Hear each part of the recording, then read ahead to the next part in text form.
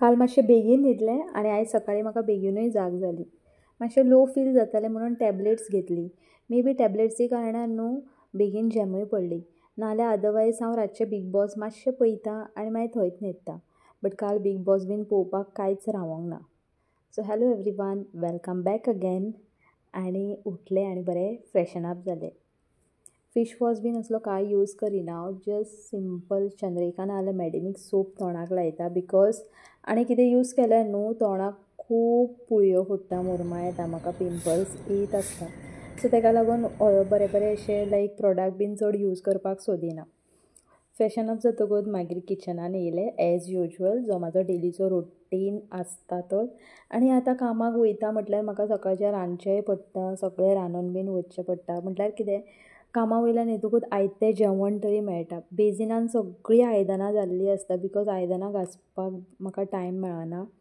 सो हे 2 दिसांनी कामा वयल्यान येवन फर्स्ट जेवता, गरम इल्लेशें करता आनी मागीर जेवन जातकूच आयदनां धुवपाक लागता. सो आयदनाचो व्हडलोसो कांय टेंशन घेयना. बट येस, ओटो बीन फूल क्लीन करून वयता हांव बिकॉज येयल्या ओटो घाण दिसोंक नाका. बिकॉज म्हटल्यार कितलेंय टायर्ड जातकूच जेवणा कडेन जेन्ना ताट घेता आनी ओटो सपोज मॅसी आसा जाल्यार तें आमकां जेवपाक देखून जावचें ना. जी सकाळची आमची इतली मेहनत आसतली सकाळचें रांदपाचें बीन, तें सगळें बेश्टेच वयतलें. सो सगळें जेवण बीन केल्लें, सायड बाय सायड कुकर आदान बीन दवरलेलें हांवें. आनी एक सायडीन म्हाजें चावेचें बीन रेडी जाल्लें, चाव, फुटी चाव आनी बिस्कीट्स सिंपल्स घेतलेलीं हांवें. एण्ड बाबूक बीन उठयलो. बाबू फर्स्ट उठ्ठकूच सोफाचेर न्हिदलेलोच आसता आनी ताका कितलें सांगीत आसता, बाबा उठ ब्रश कर, बट तो आयकत ना.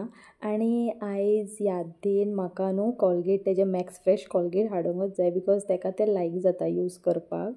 सो म्हाका ताणें आयजूय सकाळीं रिमांयडर दिलो की म्हाका मम्मा तें मॅक्स फ्रेश कॉलगेट म्हाजें आपलें काबार जालें खंय, तें हाड म्हणून. सो आयज ताका प्रॉमीस दिल्ली हांवें की तें हाडटलें. सो दोगांयनी बसून न्हू ताका मातशें पयलीं फ्रेशन अप केलें आनी मागीर दोगांयनी बसून आमी चाव बीन पिली बरी, म्हटल्यार खबऱ्यो बीन मारले. आमचें मातसो एक तो मी टायम आसता दोगांयचो. हांवूय कितें अशें कामा वयलें तेज्या बरोबर शॅर करता आनी तोय आपल्या स्कुलांतलें कितें कितें सांगीत आसता. हे दिसांनी न्हू तो रील पळयता, CJ म्हणून GTA गेम्स जी आमी पयलीं खेळटालीं न्हू तेजे रिल्स पळयत आसता आनी तेजेच एक्शनी दीसभर करीत आसता.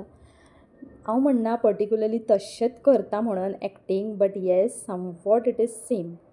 सो एक सायडीन तुमी पळोवंक शकता मिली आमचें, जेन्ना आमी सकाळीं सगळीं उठ्ठा न्हू तें मातशें फ्रेश आसता सकाळचें खेळपाक. सान मारता आसतना देखून म्हाका येत आसता तें सतोवपाक, बट ताका कांयच म्हणना हांव बिकॉज तेज्याय बरोबर खेळोंक बीन असो कोणूच ना न्हू ताका वांगड. सो आमकां चलता आसतना बीन पांयाक बेश्टें धांवली मारतलें. नाखटां लावचें ना, बट येस, समटायम केन्नाय लागता तें. बट येस, खेळत आसता तें. सो पड्ड्या बरें आयज खेळटालें म्हटलें मागीर दाखोवया तुमकां. देन बाबूचे कपडे बीन घातले आनी ताका बरो रेडी केलो स्कुलाक वचपाक. ताचो जो बेल्ट आसा न्हू तो भितन पॅन्टी भितन जे लूप्स आसात तितून घालपाक खूब प्रॉब्लम जाता. बट कशें कशें घालचें पडटा. पयलीं घालिनासलें, बट आतां ताका टिचरीन न्हू स्ट्रिक्टली सांगलें डॅट बेल्ट घालुनूच यो म्हणून. जायते भुरगे घालून वचनासलीं. सगळ्या पेरंट्सांक मे बी सेम प्रॉब्लम येता आसतालो म्हणून घालिनासलें. बट बाबून सांगलें की टिचरीन, मेन टिचर आसा तियेन वॉर्न केल्लें आसा की बेल्ट तुमी घालुनूच येया म्हणून. सो बेल्ट बीन घालून मागीर ताका पॅन्ट बीन घातली आनी ताका रेडी केलो स्कुलाक धाडपाक. सायड बाय सायड एक वाटेन म्हाजे किचनानूय आहलेंच तयारी, लायक कुकर एंड ऑल चालूच आसलो, आदान दवरलेलेंच आहलें. सो तांदूळ बीन बरे धुवन आदनाचेर दवरले आनी वाळून शीत करता हांव. ह्या दिसांनी कुकरान करिना बिकॉज मागीर तो बरो असो लायक फळफळीत दनपारच्या टायमार आमी जेवता तेन्ना बरो सुटको टायप नासता म्हणून वाळून करता. चडशें वाळून करिनासलें हांव, बट आतां वाळून लायता आनी शीत करता. देन ताजें टिफीन भरपाचो टायम येयलो तेन्ना हांवें विचारलें की बाबा तुका आयज पोळे काडून दिवं. बट आतां 2 दीस जाले ताका पोळे दितालें, not the same, but yes different variety दवरतालें हांव. बट आतां खावन तो वाजेलो. सो मागीर हे दिसांनी तो खूब सांगीत आसता की म्हाका स्कुलांतली टिफीन नाका, म्हाका हांगचेल्लेच कितें तरी दी म्हणून. सो फ्रुट्स आसले, फ्रुट्स हाडलेले. सो फ्रुट्स, पेरू आनी एप्पल कट करून दिलो ताका आनी ताका विचारलें बाबा पोळे करता घालूं, तर म्हाका म्हणपा लागलो नाका आनी लिपोन बीन तूं घालूं नाका भितन टिफिनान, आपूण खावचो ना. सो दॅट वॉज लायक धमकी म्हणून हांवें मागीर घालूंकूय ना. मागीर ताका सांगलें हांवें टिफीन बीन घेवन बॅगान घाल, बट तेणें टिफीन आनी वॉटर बॉटल व्हेली किचनांतल्यान आनी व्हरोन बॅगाच्या सायडीन दवरली, ती मात तेणें घालूंक ना. And then side by side बेडरुमान बीन येयलें हांव. बेडरुमान म्हणल्यार आदले दिसाचे न्हू कपडे मातशे अशे थंड थंड लागताले, वोले नासले ते. सो मे बी बिकॉज ऑफ काल पावस पडटालो म्हणून ते मातशे थोंडाय येयल्ली कपड्यांचेर, म्हणून बेश्टे ते बेडशिटार बेडाचेर आपटलेले हांवें. बिकॉज मातसो केन्नाय सपोज आमी फॅन लायलो जाल्यार त्या वाऱ्यान मातसो तो म्हटल्यार वाऱ्यान मातशें वारें येतालें आनी बरें जातलें म्हणून. सो ते बीन सगळे घडयो मारून बीन दवरले आनी आस्तशे कबडान दवरले. घडयो मारून दवरता आसतनाच परतून हेंचें लायक बाबूक विचारलें हांवें, बाबा तुवें सगळें टिफीन बीन घातली? तर ना म्हणपा लागलो. परतून उठले आनी मागीर बॅगान तेजे कंपास बीन सगळें चॅक करून टिफीन वॉटर बॉटल बीन घातली. ते घालता म्हणसर म्हाका याद येयली की गॅसीचेर आदन दवरलेलें आसा, सो ते वाळपाक येयले. सो म्हटल्यार सकाळची इतली गडबड आसता न्हू, इतली लायक हांगा पळोव की थंय पळोव, कितें करूं कितें नाका अशें जाता. बट सायड बाय सायड अशीच कामां दवरल्यार खंय तरी लायक अर्द वर मेळटा आमकां लायक रेडी जावन खंय तरी भायर सरोंक.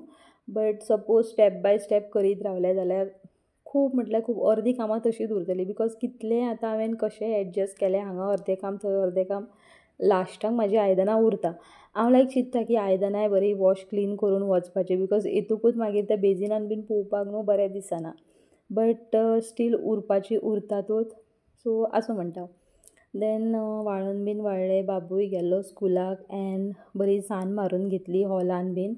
आनी परतून बेडरुमान बीन येयलें आनी बेडशीट बरे भशेन झाडून दवरली. चड आमी यूज करिना, बट येस दनपारां केन्नाय बेश्टी आड पडटा.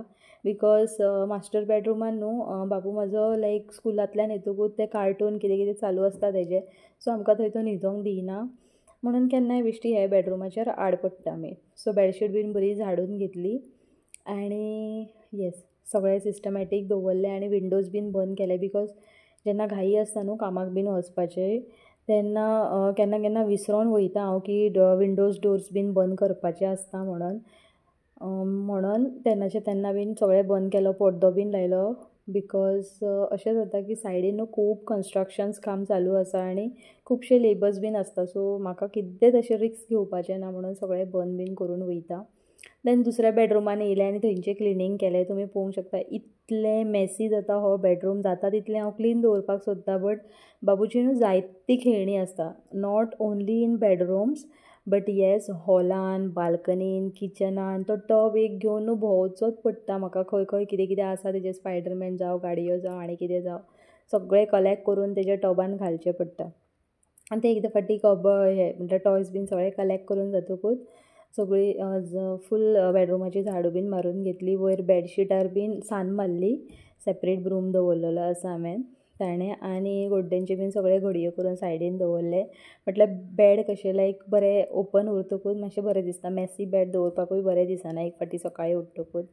देन काल राती कडेन न्हू कपडे बीन हांवें धुवन घातलेले, सो ते वॉशींग मशिनान तशें आसले. सकाळीं उठल्या बरोबर बरें सुकोवपाक घातले. साडी हांवें सॅटर्डे दीस न्हेसलेली, ती आयज म्हूर्त येयल्लो बाबडेक धुवपाचो आनी काल राती धुल्ले हांवें आनी साडी बीन बरी सुकोवपाक दवरली.